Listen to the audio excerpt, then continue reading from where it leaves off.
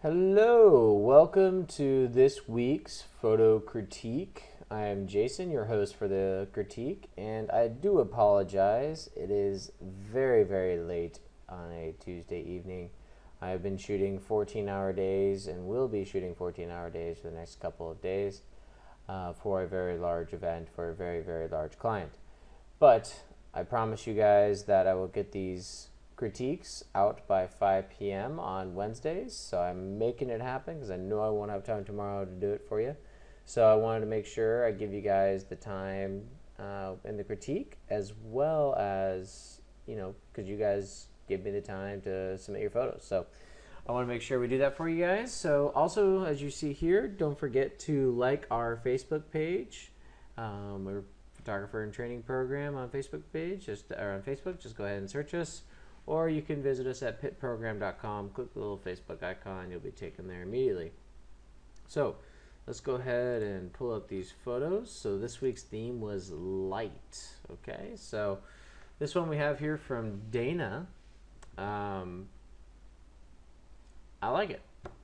Staring, right when you look at it, I feel the blacks could have been a little bit more truer. It seems like, I don't know, maybe like a little bit of flare back into the camera, or just, I don't know, I feel like the contrast or something's just a little flat around the glass. Now, reflections, colors, love how she went with green, little apple martini looks like. Absolutely fantastic. It's just, I just feel like there's something muddy in it, or maybe there's some Photoshop work done that didn't get done right. I know she kind of mentioned that in the photo that there's some things that she was trying and experimenting with, but nonetheless, it came out pretty nice. The reflections are nice. I just feel like there's just something flat. I think it's just maybe because the black with a little bit of light reflecting back into the lens. That's what I feel is going on here. That just kind of throws me off. I just feel it's not very sharp when it could be a lot sharper. So it has potential. Just not sure what could have been done to make it better. But I like the negative space. So she did a good job of having open space, negative space by using the rule of thirds. And I just like the green contrast to the black. It looks good. So colors are good. It's a little hot on the reflections, but other than that, I think it came out pretty good, and I like the idea behind it. And the reason why this can be justified for the theme light is she's obviously playing with light and the reflections on the subject, so I can appreciate that. All right, so this one, obviously it's light coming through, looks like a tree of some kind, or like a fern or a palm tree. I do like the split up of light in the sun flare and everything, but it's basically just shooting through some leaves. I think it could be done a little bit better. I know exactly she's just going to emphasize the light, the flare, for the theme, but I feel this, it just kind of could have some more to it. I do like the placement of putting the sun at least in the top left third. At least this was done for. I'm trying to think, like when you're doing like sun flare shots, it's popular to shoot through something to give it the sun flare, but there's so many other things you could shoot through other than just trees and plants and stuff like that. You think that that's a common thing to go to immediately, because main reason why people do that is because it's you actually can see it with your own eyes typically, and so you automatically know it'll work. But typically, just by shooting at a high f-stop and being able to have the sun in the shot directly pointing into the camera will cause a lens flare and kind of that starburst effect. So just shooting at a high f-stop will get you a similar effect. This one, love this shot. Very famous, shot. I want to say it's in Arizona somewhere, but I'm not entirely too sure. A lot of famous photographers have shot this before. I think Peter Lick being one of them, where I think he actually called his piece of work light, but don't quote me on that. I'm not 110% sure on it. But yeah, I like the colors. I feel like some colors got a little bit muddy because it was uploaded via not high resolution, or Facebook. So it's not going to be the highest image quality. And also, I'll be honest, I'm not a huge fan of watermarks, especially for the weekly photo challenge. But if you want to put it in there, I'm not going to stop you. But this is just a beautiful shot, mainly because of what is being shot. Technically speaking, this is one of the things where it's hard not to take a good picture. But I just feel like maybe there could have been a little bit more light on the outside. So like where the light's coming in, it could have been a little bit more detail so it's not completely blown out in the highlights. That would have been nice.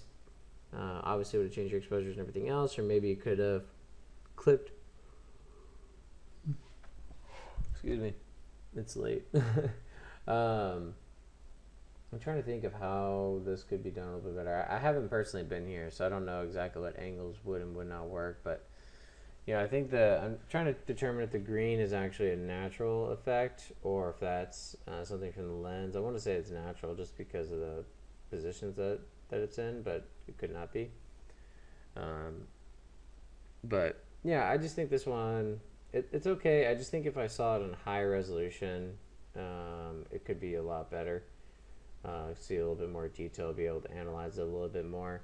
So if you guys are going to submit images, submitting them via the contact form on the website, pitprogram.com/WPC, make it submitting like a 5 megabyte or 6 megabyte file would make it a lot easier. But nonetheless, I think it's a good photo. It's a beautiful place to be, so I can definitely respect that.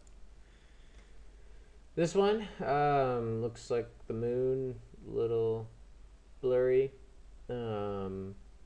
So this one, obviously the supermoon was the highlight of this past week. If you guys really want to get a good supermoon shot, or just a moon shot in general, you really need to be shooting with like a 400 millimeter or more of a lens. So like 400 millimeters, 600 millimeters. This looks like maybe 70 or 200 millimeters. And you can see that like the moon's still kind of small. So anywhere between 70 and 200 millimeters, this possibly could be it. And there's also no point of interest outside of the moon. The moon's not working with anything else. Clouds are kind of in front of it. You guys got to be really careful when doing these kind of shots so that they have a little bit more of a story to tell in the shot. Also with the clouds and everything, personally, I don't think you should shoot the moon with the clouds in front of the moon, because then you get this kind of like weird hot spot, and then it looks like there's two moons. I'm not entirely in love with the shot at all. Also shot at very, very high ISO. So for shooting at such a high ISO, you think you might be able to shoot at a fast enough shutter speed to where it's not, blurry, it looks like. But yeah, I would say if you want to shoot the moon, shoot at least 400, 600 millimeters or more of a lens. You can rent lenses, because obviously not everyone is going to have that kind of lens, that kind of focal length, so you can rent a lens. And I think that would be your best option to get kind of moon shots. So next time we have a full moon, or wait till next year for the next super moon, make sure to rent a much bigger lens. This one from Saskia, again, pretty low resolution because it was uploaded to Facebook.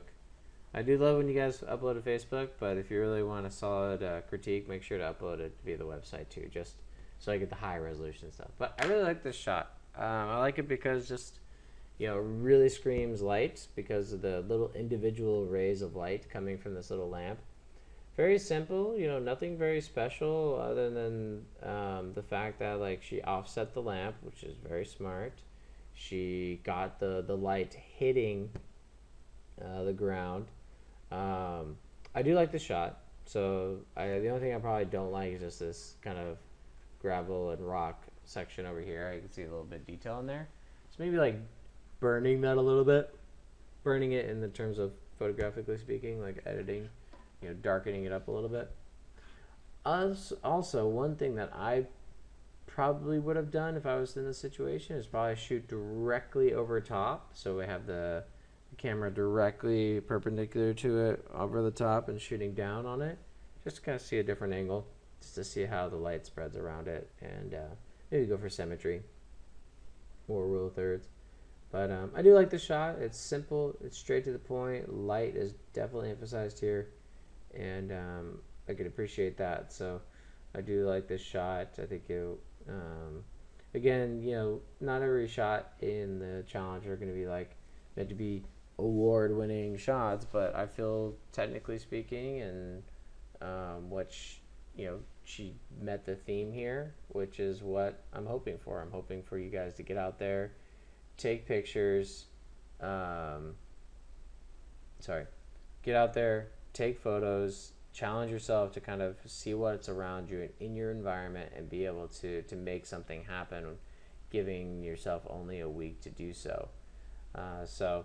I can definitely appreciate people, just finding what they can to get a good image. So, all in all, I do like it. And then this one, it's blurriness. You can argue it's light. It's just kind of blurry. I have no idea what it is. Could be a car. It could be just a panning up or panning down type shot of something that had light on it. No idea. I don't even know how to critique it. I do like the light streaks, but I do like to know what I'm talking about, and in this case I have no idea what this is. So not too much I can add to this one. And then back to our original. So guys, that wraps up the critique for this week. Make sure to join us on this week's challenge, which is fear. That is the theme for this week. So if you've not done so already, go ahead and figure out a way to capture an image that evokes fear, or maybe describes what fear means to you. It could be a picture of a spider or a snake or something like that. That would constitute as fear, or like the example photo we have, like the height, fear of heights type thing. So there's a lot of different options for you guys, and I appreciate you guys watching the critique. Make sure to get your friends involved, get some peer pressure and accountability partners in the challenge, so you constantly are challenging yourself on a weekly basis. Remember, we do this every week. Post a new theme 10 a.m. on Monday via our blog and Facebook, as well as doing the critiques by 5 p.m. on Wednesdays every week. And we announce a photo of the week on Thursdays when we feel there's a good one to emphasize. And just get your photos in by Sunday nights at midnight so you can get into the critique. So thank you for attending the critique, and I look forward to seeing you guys' photos for the week. Fear. Have a good week, guys.